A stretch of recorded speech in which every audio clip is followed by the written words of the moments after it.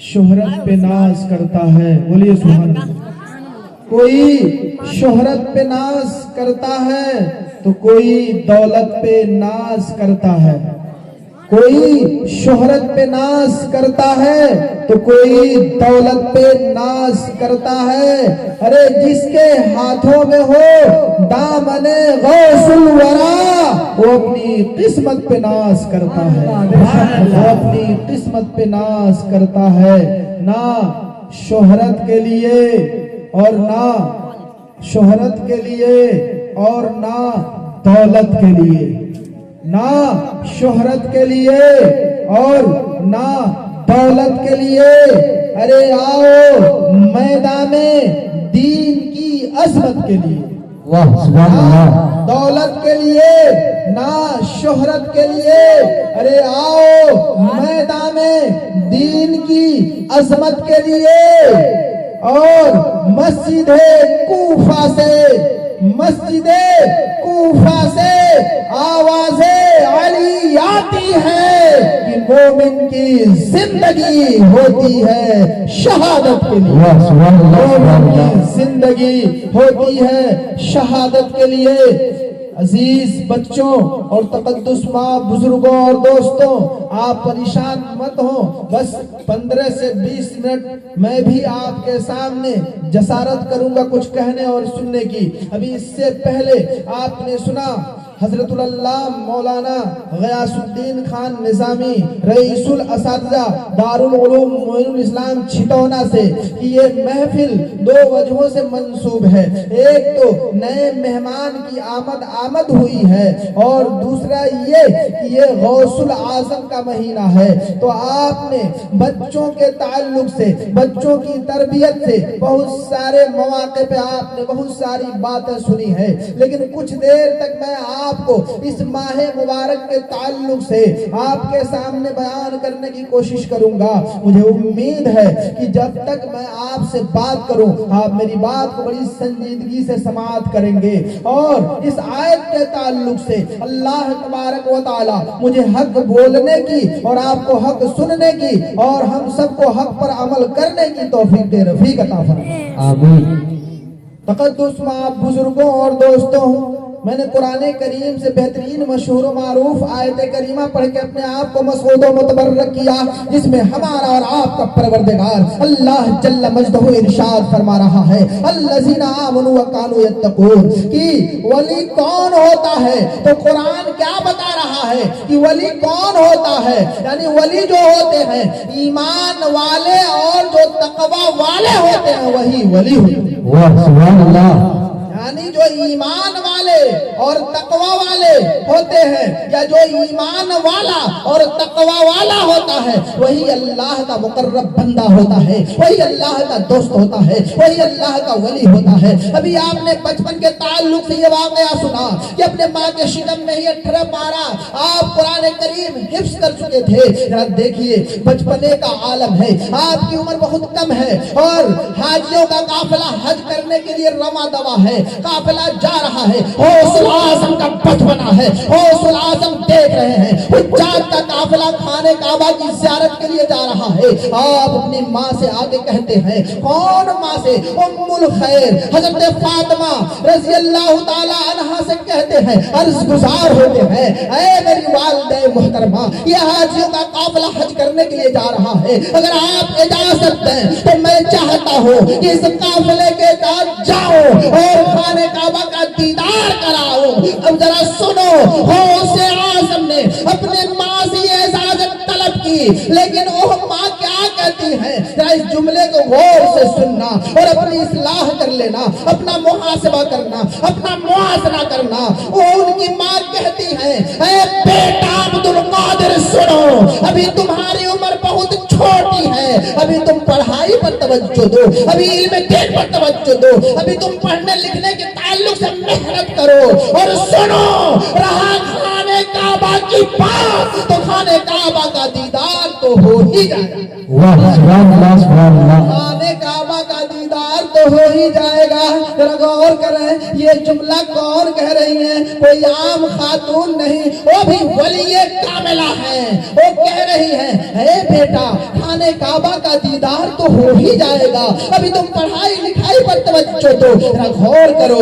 आप बचपने में हैं, हुज्जाज का काफिला जा रहा है, हुज्जाज का काफिला रवा दवा है, और आप देख रहे हैं, नजरों से रुखसत कर रहे हैं। होता क्या है, आखिरकार अपने माँ से जब इजाजत तलब करते हैं तो इजाजत नहीं मिलती है, जब इजाजत नहीं मिलती है तो आप नहीं जाते हैं, इसलिए कि माँ के अताअत और फर्मा बरदार थे।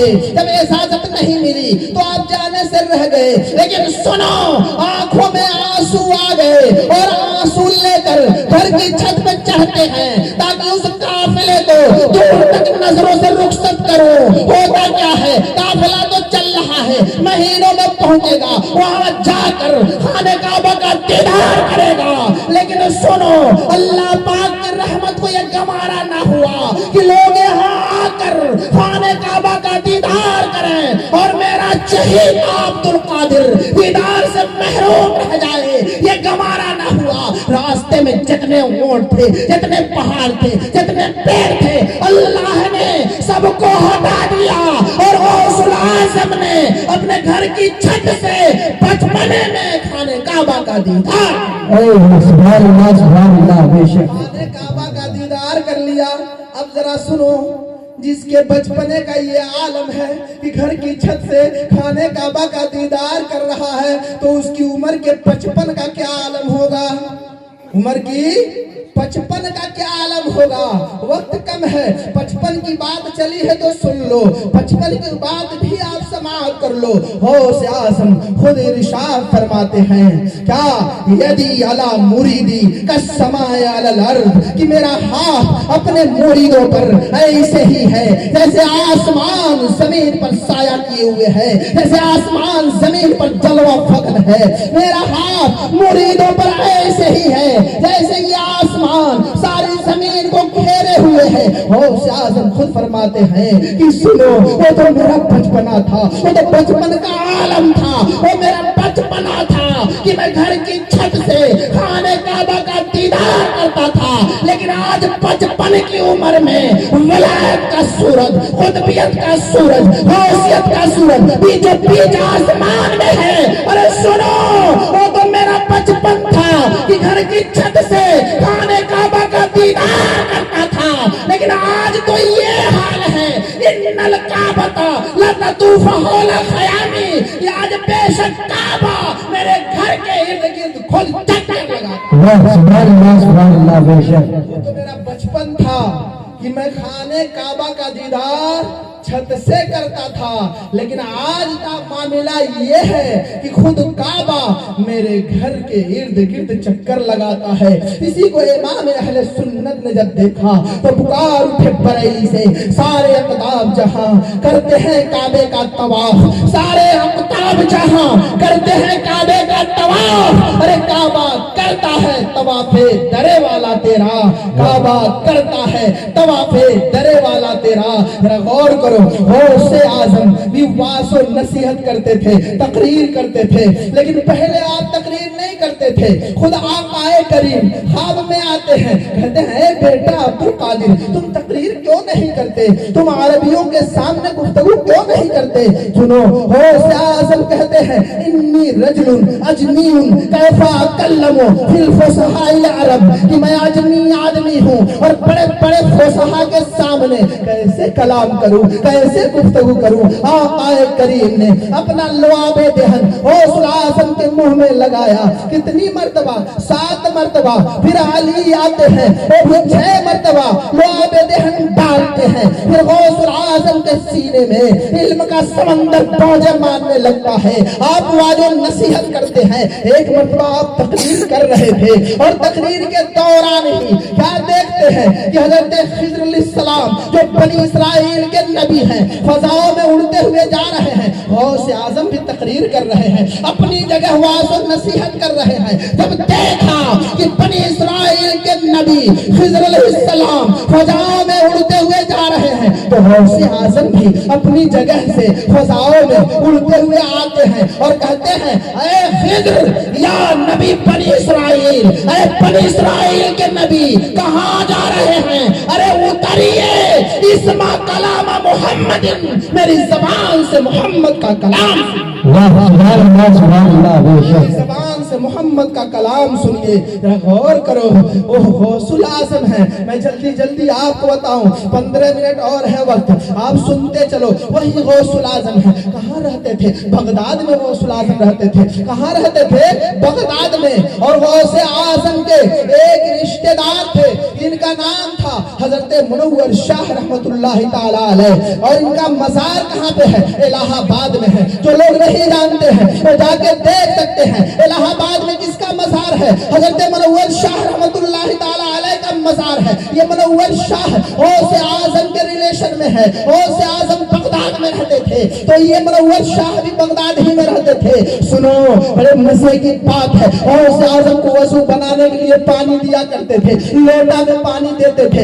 ایک مرتبہ غوث اعظم کو حضرت منور شاہ رحمت اللہ تعالی علیہ وضو بنانے کے لیے پانی دیتے ہیں، اور پانی دے کر ہاتھ باندھ کے کھڑے ہو جاتے ہیں۔ حضرت منور کا بچپنا ہے، حضرت منور شاہ سوچتے ہیں یا اللہ، سنا ہے کہ خضر علیہ السلام ابھی تک زندہ ہیں، ارے لگتا ہے کیا وہ آب حیات پی لیے ہیں کیا، کہ جس کو پینے سے زندگی لمبی ہو جاتی ہے۔ حضرت منور شاہ یہ سوچ رہے تھے۔ اب سنو، غوث اعظم وضو فرما رہے ہیں، جو کچھ وہ بچہ سوچ رہا تھا، غوث اعظم کی نگاہ اس بچے کے فکر کو پڑھ رہی تھی۔ غوث اعظم کہتے ہیں، اے بیٹا تو کیا سوچ رہا ہے؟ یہی سوچ رہا ہے نا، آب حیات ہے کیا جس کو پی لینے سے انسان کی زندگی لمبی ہو جاتی ہے؟ تو سنو، یہ جو میرے چلو کا جو قطرہ ٹپک رہا ہے یہ آب حیات سے کم نہیں ہے۔ جیسے غوث اعظم نے کہا، حضرت منور شاہ نے اپنے ننھے ننھے چلو کو لگا لیا، بھر گئے پی گئے، پھر دوسرے چلو کو لگایا، پھر بھر گیا پی گئے، پھر تیسرا چلو لگایا، بھر گیا پی گئے، اس طرح 6 چلو لگا کر پی لیا۔ منور شاہ نے، غوث اعظم نے کہا، اے بیٹا بس کرو، رہنے دو، اس لیے کہ تمہاری عمر 600 سال کی ہو گئی، اب مت پیو ورنہ بڑھاپے کی تکلیف ستائے گی۔ ارے دیکھو یہ غوث اعظم کا اختیار، ارے یہ ہے غوث اعظم جس کے چلو کا پانی آب حیات سے کم نہیں ہے، اور وہ ہے رسول اعظم جس کے تلوے کا دھون ہے آب حیات، جس کے تلوے کا دھون ہے آب حیات، ہے وہ جانے مسیحا ہمارا نبی۔ یہی غوث اعظم ہے جن کے اختیار کو آپ دیکھو۔ میں تو کہتا ہوں اختیارات کو چھوڑو، کرامتوں کو چھوڑو، غوث اعظم کے علمی دنیا پر توجہ دو۔ کیسے غوث اعظم نے علم حاصل کیا؟ کیوں؟ اس لیے کہ عمل پر علم کو فضیلت ہے۔ خود قرآن شاہد ہے، فرشتوں کے پاس عمل تھا لیکن سیدنا آدم کے پاس علم تھا۔ اللہ نے کہا، اے فرشتوں تمہارے پاس عمل ہے لیکن میرے آدم کا سجدہ کرو، اس بنا پہ سجدہ کرایا۔ اے فرشتوں تمہارے پاس عمل ہے مگر میرے آدم کے پاس علم۔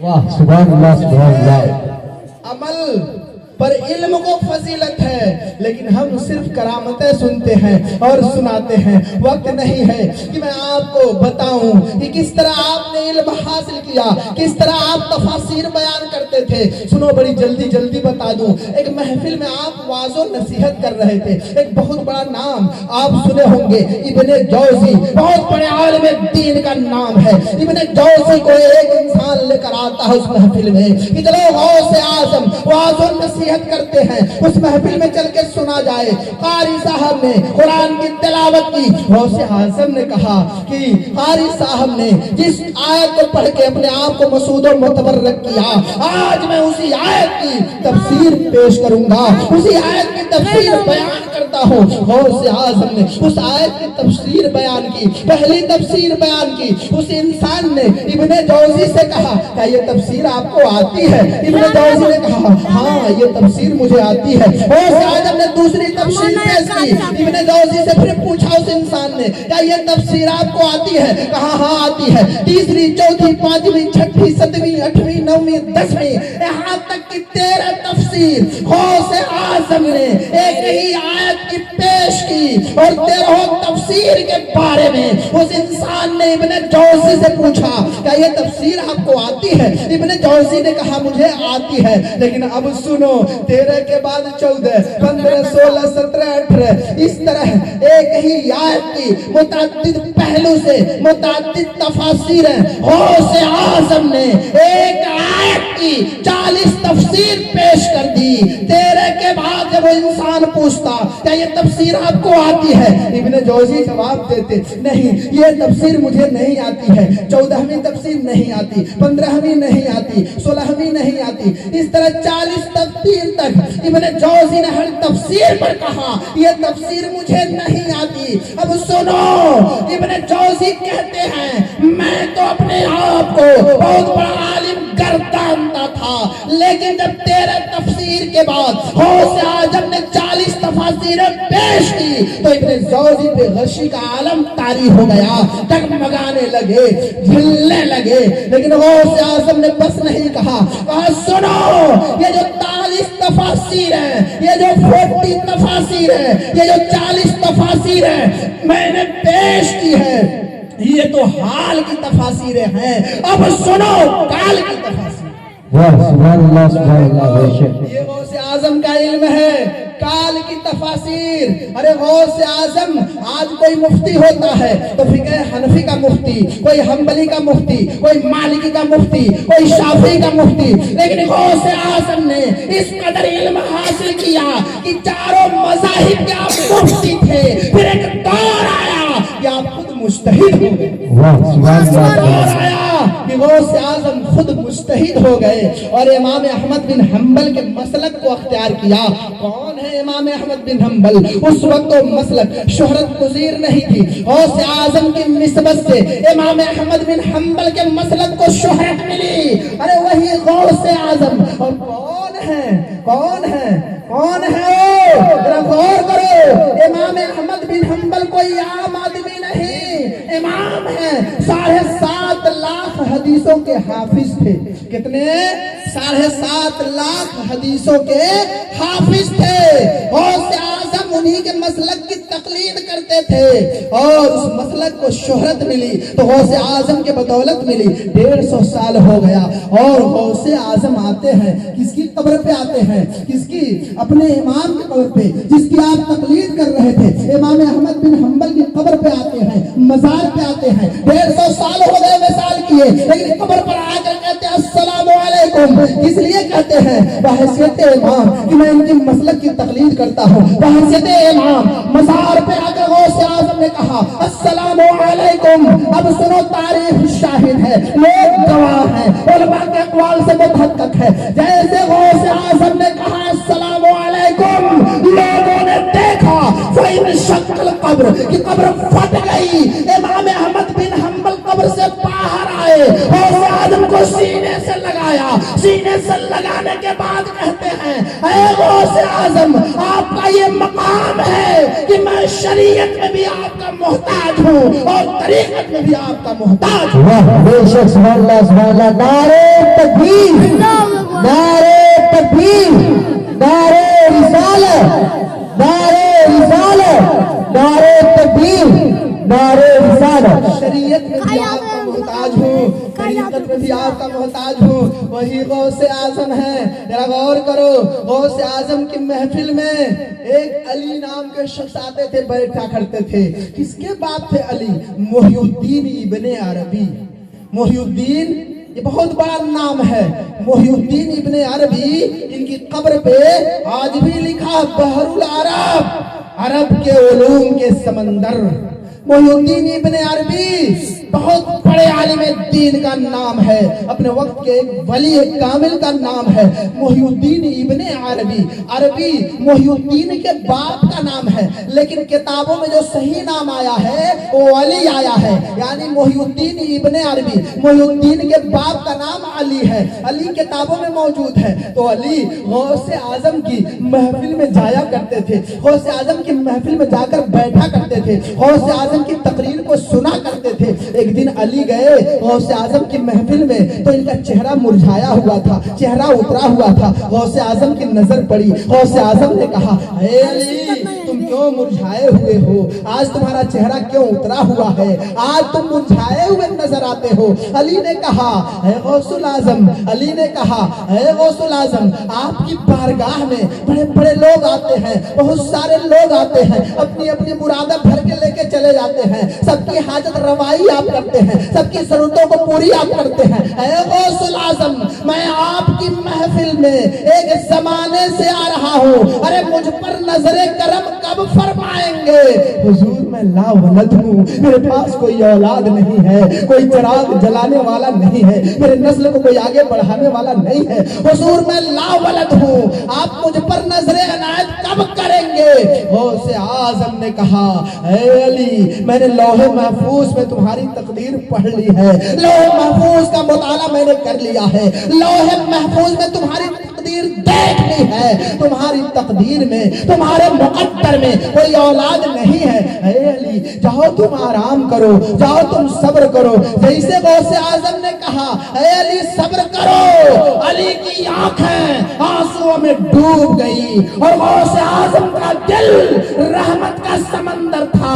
غوث اعظم نے دیکھا علی رو رہے ہیں, کہا اے علی رو نہیں, رو نہیں, میرے قریب آؤ, میرے پاس آؤ. سنو مجھ کو جتنے بچے ہونے تھے اللہ نے دے دیا ہے, لیکن ایک لڑکا اور مجھے ہونا ہے. اے علی تم رو نہیں, ارے میرے قریب آؤ, اس ایک لڑکے کو اپنی پیٹھ سے تمہاری پیٹھ پہ کر دیتا ہوں. علی قریب آئے, غوث اعظم نے اپنی پیٹھ کو رگڑ دیا. جیسے ہی پیٹھ کو رگڑا علی اپنے گھر گئے, ان کی بیوی حاملہ ہوئی. ارے 9 مہینے کے بعد محی الدین ابن عربی پیدا ہو گئے. اے غوث الاعظم حکم نافذ ہے تیرا, خامہ تیرا سیف تیری, حکم نافذ ہے تیرا, خامہ تیرا سیف تیری. ارے دم میں جو چاہے کرے, دور ہے شاہ تیرا. سبحان اللہ سبحان اللہ, بے شک کرے دور ہے شاہ تیرا. غوث اعظم کون ہے ذرا دیکھو تو صحیح, وہی غوث اعظم ہے, حج کرنے کے لیے جا رہے ہیں. آج کوئی انسان غریب ہو, وقت ختم ہو گیا, 5 منٹ صرف ہے, 5 منٹ میری گفتگو آپ سن لیں. آخری بات تو اس تعلق کو بہت ہے, لیکن چونکہ 5 منٹ میں اذان ہوگی اس لیے اس سے پہلے میری گفتگو ختم ہو جائے. وہی غوث اعظم ہے. غوث اعظم کی دیار میں ایک شخص تھا جس کا نام تھا, کیا نام تھا؟ محی الدین ابن عربی کا واقعہ سن لیا آپ نے, اور ابو سعید عبداللہ کا واقعہ سن لیا. ابو سعید عبداللہ جو تھے یہ غوث اعظم کے دیار میں رہا کرتے تھے. تو ابو سعید عبداللہ کی ایک 16 سالہ لڑکی تھی, چھت پہ چڑھی کپڑا پھیلانے کے لیے. لکڑی کا مکان تھا 2 منزلہ, اور وہ چھت سے نہیں اتری, غائب ہو گئی.